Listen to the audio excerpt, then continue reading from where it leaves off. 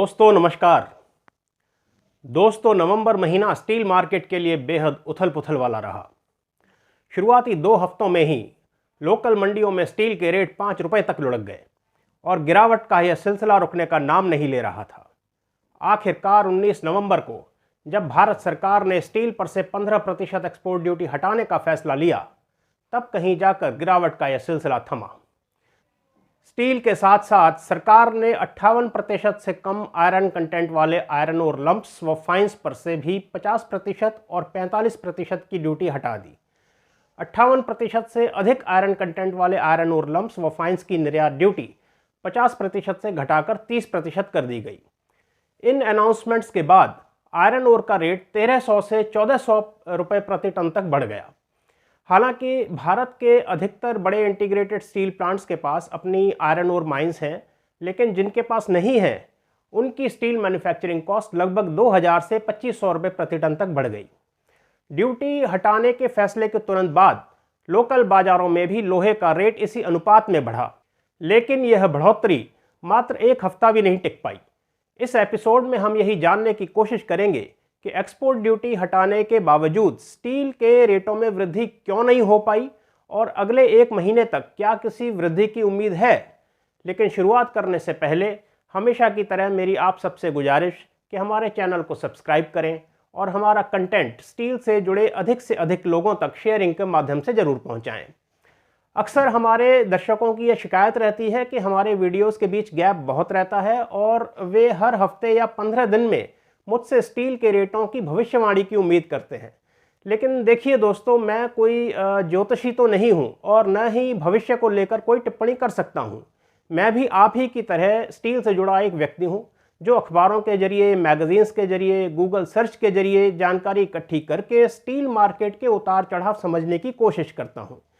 रोज़मर्रा की व्यस्तता से समय निकालकर जानकारी इकट्ठी करने और स्टील मार्केट को समझने में अक्सर ज़रूरत से ज़्यादा समय लग जाता है। ऐसे में मैं समझता हूं कि मेरा अपराध इतना बड़ा भी नहीं है कि आप क्षमा न कर पाएं। तो चलिए मुद्दे पर लौटते हैं। भारत में सर्दियों के आगमन के साथ साथ डिमांड भी ठंडी पड़ गई। लगभग यही हाल समूचे विश्व में देखने को मिला। भारत से सबसे अधिक निर्यात होने वाले स्टील प्रोडक्ट्स हैं बिलेट और HRC। तो हम इन्हीं 2 प्रोडक्ट्स को फोकस में रखकर अपना विश्लेषण आगे बढ़ाते हैं। पहले बात करते हैं बिलेट की। विभिन्न मंडियों में बिलेट का वर्तमान रेट आप यहां स्क्रीन पर देख सकते हैं। यदि हम इन सभी रेटों का एवरेज निकालें तो भारत में बिलेट का एवरेज प्राइस बनता है 42,500 रुपये प्रति टन। ऐसे ही यदि हम HRC का औसत रेट देखें तो यह बनता है तकरीबन 55,000 रुपये प्रति टन। अब भारत के 3 प्रमुख एक्सपोर्ट डेस्टिनेशंस हैं, एशिया, यूरोप और अमेरिका। एशिया में प्रमुख तौर पर China, Vietnam, Indonesia, Thailand, Nepal और बांग्लादेश में भारतीय स्टील निर्यात होता है।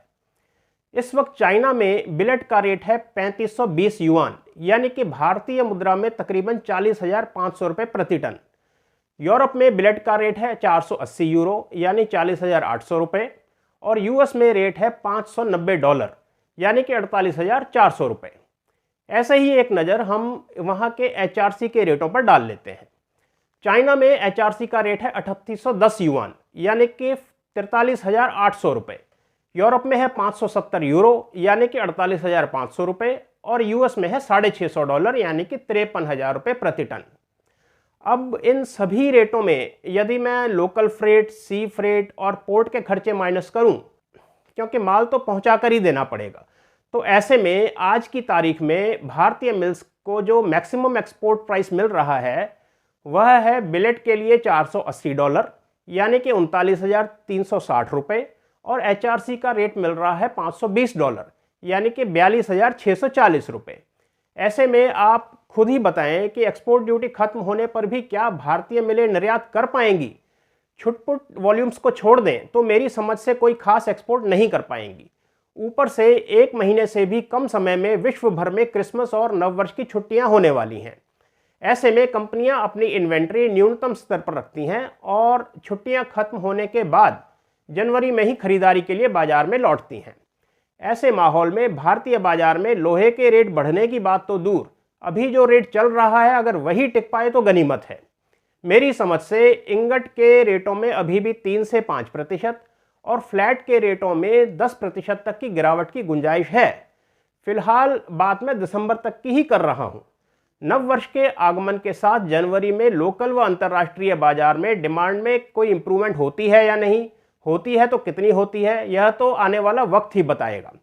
फिलहाल हकीकत यही है कि एक्सपोर्ट ड्यूटी खत्म होने के बावजूद ना तो स्टील मार्केट में कोई उत्साह है और न ही मेटल एक्सचेंज में कोई उछाल। ऐसे में स्टॉक खरीदते समय सतर्कता बरतना ही बेहतर है। धन्यवाद।